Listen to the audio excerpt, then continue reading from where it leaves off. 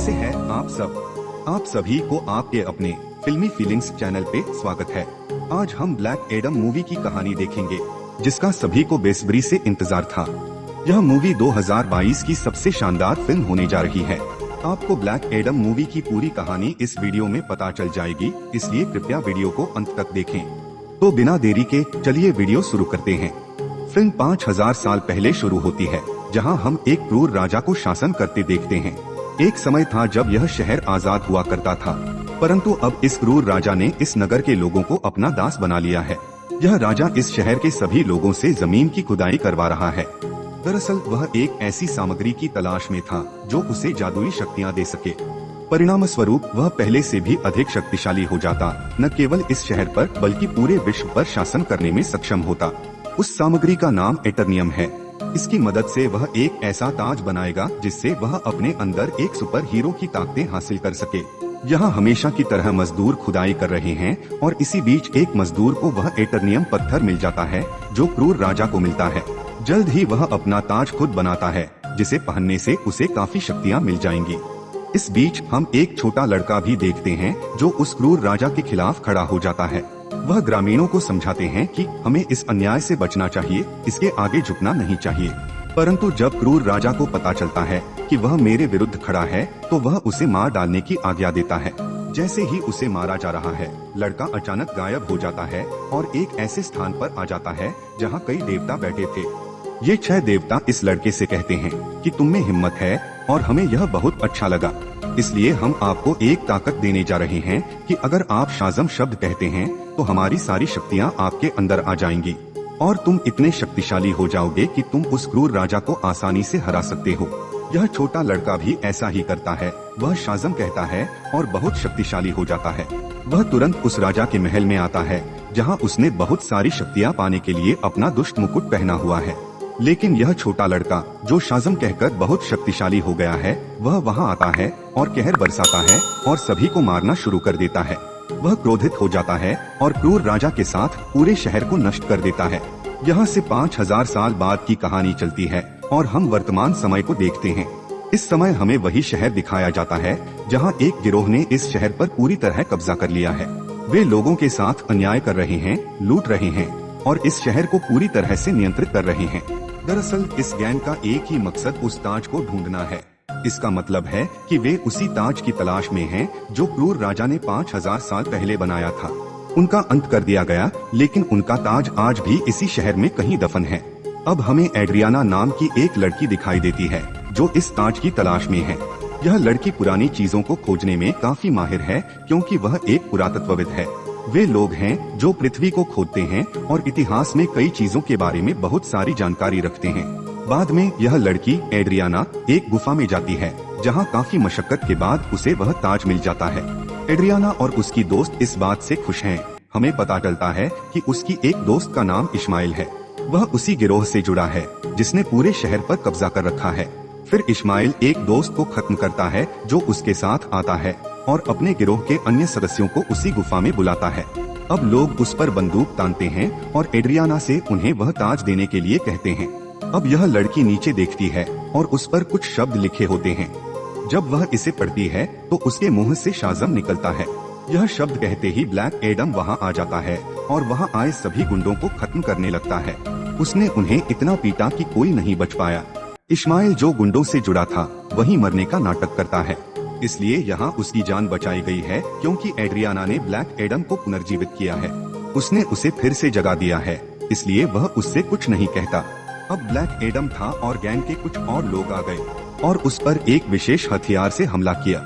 यह हथियार उसी एटर्नियम सामग्री से बना है जिसकी मदद से ताज भी बनाया गया था।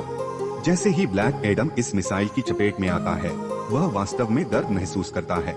ब्लैक एडम मारने वाले की जान ले लेता है, लेकिन उस रॉकेट या उस छोटी मिसाइल की वजह से वह बेहोश हो जाता है। यहाँ हमें पता चलता है कि एटर्नियम एक ऐसा पदार्थ है जो ब्लैक एडम की कमजोरी है और इस सामग्री से ब्लैक एडम को भी समाप्त किया जा सकता है। यह देखकर एड्रियाना चिंतित हो जाती है और ब्लैक एडम को अपने घर ले जाती है। जैसे ही ब्लैक एडम को होश आता है, उसकी मुलाकात एड्रियाना के बेटे से होती है। यह बच्चा ब्लैक एडम से कहता है कि आप उस गुफा में 5000 साल से बंद हैं। अब क्योंकि हमारे शहर को गुलाम बनाया जा रहा है, वह गिरोह हमें जीने नहीं दे रहा है, इसलिए आप हमारे लिए एक उद्धारकर्ता के रूप में आए हैं। आप हमारे शहर को उस गिरोह से बचाएंगे।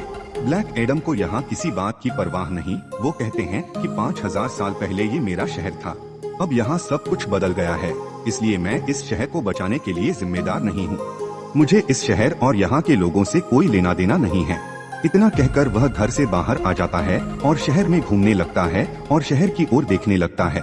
इसके बाद हम एक ऐसी महिला नेता को देखते हैं जिसका काम इस दुनिया में आने वाले सुपर हीरो और सुपर विलेन को रोकना है। हमें दुनिया में ऐसे हालात बनाए रखने चाहिए ताकि आम लोगों को परेशानी न हो और हमारी जमीन को कोई खतरा न हो। वह यहाँ एक सुपर हीरो से बात कर रही हैं, हॉकमैन। वह कहती हैं ब्लैक एडम अब वापस आ गया है और अगर उसे रोका नहीं गया तो वह पहले की तरह बहुत तबाही मचा सकता है। अगर वह पागल हो जाए और क्रोधित हो जाए तो उसे रोकना लगभग असंभव हो जाएगा। हॉकमैन इस बात से सहमत हो जाता है और अपनी टीम को इकट्ठा करता है, जिसमें और भी कई सुपर हीरो शामिल होते हैं। वे सभी ब्लैक एडम को पकड़ने के लिए एक साथ निकलते हैं। दूसरी ओर गिरोह के कुछ सदस्य एड्रियाना के घर जाते हैं क्योंकि वे जानते थे कि उनके पास अभी भी ताज है, इसलिए वे ताज लेने गए।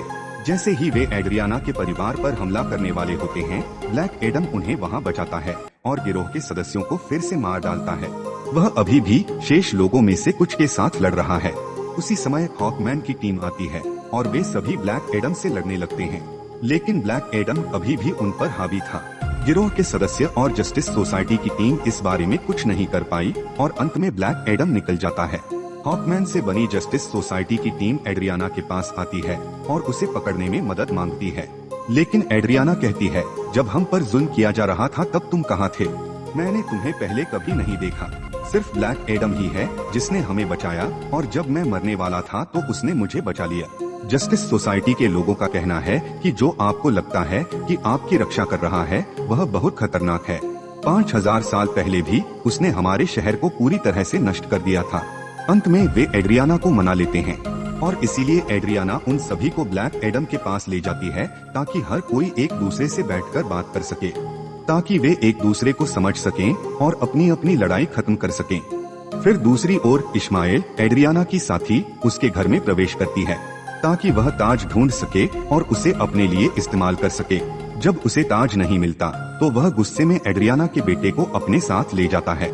इधर बड़ी चतुराई से उसका बेटा अपनी माँ को एड्रियाना कहता है और उसे सब कुछ बताता है कि मेरा अपहरण कर लिया गया है, इश्माइल ने मेरा अपहरण कर लिया है।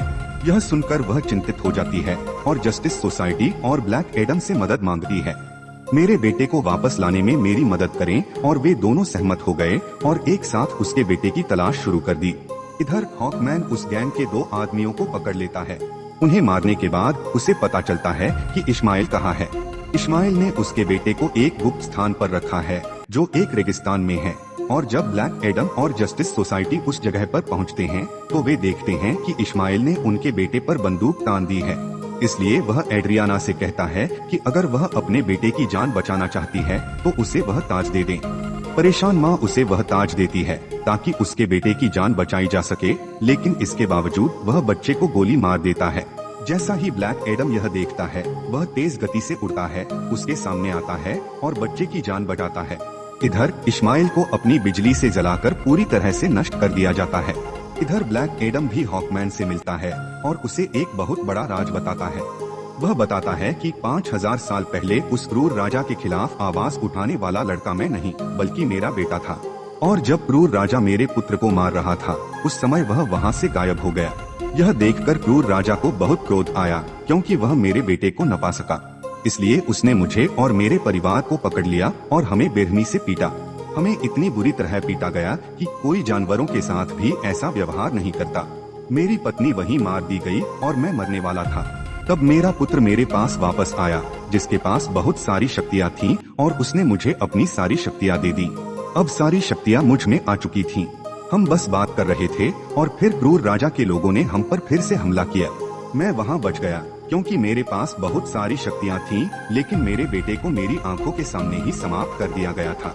अपने बेटे को मरता देख मैं आग बबूला हो गया और मैंने क्रूर राजा और उसकी प्रजा को मार डाला, लेकिन वे शक्तियाँ मेरे नियंत्रण में नहीं थीं। मैं उन्हें नियंत्रित नहीं कर सकता था। जल्द ही मेरी अनिच्छा से पूरा शहर नष्ट हो गया। क्योंकि मैंने ऐसा किया है। जिन देवताओं ने मेरे पुत्र को शक्ति दी और अब मेरे पास वह शक्ति है, वे क्रोधित हो गए क्योंकि मैंने अपनी शक्ति का दुरुपयोग किया है और अपनी शक्ति को नियंत्रण में नहीं रखा है। इसलिए उन्होंने मुझे उस गुफा में बंद कर दिया और मैं उस गुफा में हजारों साल तक रहा। जब एड्रियाना आया और नाम लिया तो मैं एक बार फिर से जीवंत हो गया। इधर ब्लैक एडम को आज भी इस बात का बहुत अफसोस है कि उसकी वजह से बहुत तबाही हुई है और अब भी हो रही है। बहुत सारे लोग मारे गए।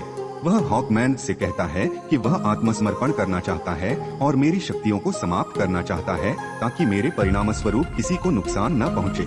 उसके बाद ब्लैक एडम शाज़म शब्द कहता है जिससे वह अपने सामान्य रूप में लौट आता है। इसका मतलब है कि वह एक सामान्य इंसान बन जाता है जिसके पास इस समय कोई सुपर पावर नहीं है। जब तक वह दोबारा शाज़म नहीं कहता, वह दोबारा ब्लैक एडम नहीं बन सकता। इसलिए वह उनसे भी अनुरोध करता है कि मेरे साथ कुछ ऐसा करें कि मैं यह शब्द दोबारा न कह सकूं। अंत में ब्लैक एडम को पानी में डाल दिया जाता है और उसके मुंह में एक उपकरण डाल दिया जाता है ताकि वह बोल न सके। यह एक छोटी सी जेल है जहां ब्लैक एडम बंद है। दूसरी ओर हमें इश्माइल दिखाया जाता है जो मर चुका था और अब वह नरक में आ गया है। इश्माइल शुरू से जानता था कि अगर उसे उस ताज की शक्ति को पाना है तो उसे अपने हाथों में रखना होगा और उसी समय कोई उसे मार डाले ताकि वह मर जाए और नरक में आए और वह यहाँ नरक के राक्षसों से मिल सकता है जिसके साथ वह शक्ति प्राप्त कर सकता है। इश्माइल ये सब बातें शुरू से जानता था, इसलिए उसने ब्लैक एडम को उकसाया कि जैसे मैं एड्रियाना के बेटे को मारूंगा, ब्लैक एडम आकर मुझे मारते हुए उसे बचा लेगा। वही ताज भी उनके हाथ में था। वह इन सब बातों को शुरू से जानता था और सब कुछ उसकी योजना के अनुसार चल रहा था। यहाँ नरक के राक्षस इश्माइल से मिलते हैं और उसे अपनी शक्तियाँ देते हैं। वो पहले जैसा नहीं था, सबक हो गया है। वह इन शक्तियों के साथ इस दुनिया में आता है और हर जगह नष्ट करना शुरू कर देता है। जैसे ही जस्टिस सोसाइटी को इसके बारे में पता चलता है, वे उससे मुकाबला करने के लिए उसके सामने आते हैं। लड़ाई तो बहुत चल रही है, लेकिन सबबैक बहुत शक्तिशाली है। जब वे सब एक साथ थे, तब भी वे उसे रोक नहीं सके। जस्टिस सोसाइटी की टीम के एक और सदस्य डॉक्टर केंट विभिन्न शक्तियों का उपयोग करते हुए सबबक को मारने की कोशिश करता है, लेकिन फिर भी सफल नहीं होता है। जल्द ही वे समझ जाते हैं कि ब्लैक एडम के अलावा सबबैक को कोई नहीं हरा सकता। इसलिए वह यहाँ टेलीपैथी के जरिए ब्लैक एडम से बात करने लगता है। वह उससे कहता है कि हमें आपकी मदद की जरूरत है और वे यहाँ से उसकी बहुत मदद करते हैं ताकि वह खुद को मुक्त कर सके। वह वहाँ से निकल जाता है और कुछ सैनिकों को वहीं खत्म कर देता है। वह पानी से बाहर आता है और बाहर आते ही शाज़म कहता है, इससे उसे ब्लैक एडम की शक्ति प्राप्त होती है और बिना समय गवाए वह सबबैक के पास जाने लगता है। दूसरी ओर जस्टिस सोसाइटी के लोग अभी भी सबबैक से लड़ रहे हैं और इस दौरान उनके एक साथी डॉक्टर केंट वहीं समाप्त हो गया था। हॉकमैन भी सबबैक से लड़ रहे हैं, लेकिन उनके प्रयास बहुत सफल नहीं हैं। लेकिन सौभाग्य से ब्लैक एडम उसी समय वहां आ जाता है। अब ब्लैक एडम और सबबैक के बीच काफी लड़ाई होती है। यह एक भारी लड़ाई थी, लेकिन समय के साथ ऐसा लग रहा था कि केवल ब्लैक एडम ही सबबैक को हरा सकता है। थोड़ी देर बाद ब्लैक एडम सबबैक के सिर को पकड़कर दो भागों में फाड़ देता है और उसे पूरी तरह से फाड़ने के बाद वह अंत में सबबैक को समाप्त करता है। इस वजह से सबबैक मर जाता है और सब कुछ शांत हो जाता है और बेहतर होने लगता है। शहर के लोग ब्लैक एडम को अपना रक्षक मानने लगे हैं। वे सभी स्वीकार करते हैं कि ब्लैक एडम ने उन्हें और उनके शहर को बचा लिया है। इसके बाद हम वही महिला देखते हैं जिसने ब्लैक एडम को रोकने के लिए जस्टिस सोसाइटी की टीम बनाई थी। वह यहाँ ब्लैक एडम से कहती है कि ठीक है, जो चाहो करो, लेकिन इस शहर को मत छोड़ो। इस शहर के लोगों के उद्धारकर्ता बनो, उनकी देखभाल करो, अभिभावक बनो, मुझे परवाह नहीं है, लेकिन इस शहर को मत छोड़ो, क्योंकि यदि तुम इस नगर से बाहर आओगे तो यह तुम्हारे लिए अच्छा नहीं होगा। इधर ब्लैक एडम बैठता है और उसकी ओर देखता है और कहता है कि कोई मुझे ऑर्डर नहीं कर सकता और जब भी वह कुछ करना चाहेगा तो वह स्वयं ही करेगा। तब महिला कहती है, हाँ, शायद तुम सही हो, तुम्हें इस दुनिया में रहने से कोई नहीं रोक सकता, लेकिन मैं किसी ऐसे व्यक्ति को जानता हूँ जो हमारी दुनिया से नहीं है। ब्लैक एडम गुस्सा हो जाता है और उस स्क्रीन को तोड़ देता है जिस पर महिला बात कर रही थी। स्क्रीन टूट जाती है और हर तरफ धुआं होता है। इसी बीच धुएं से सुपरमैन निकलता है। वह ब्लैक एडम से कहता है कि हमें हमेशा बैठकर बात करनी चाहिए। सुपरमैन के इतना कहते ही इस फिल्म की कहानी यहीं खत्म हो जाती है। मुझे आशा है कि आपको यह पसंद आया होगा। सस्पेंस, थ्रिलर, हॉरर और भी बहुत कुछ ऑन डिमांड फिल्मों के एक्सप्लेनेशन के लिए फिल्मी फीलिंग्स चैनल से जुड़े। हमसे जुड़ने के लिए बस लाइक, शेयर और सब्सक्राइब करना है। Till then, take care and thanks for watching my videos.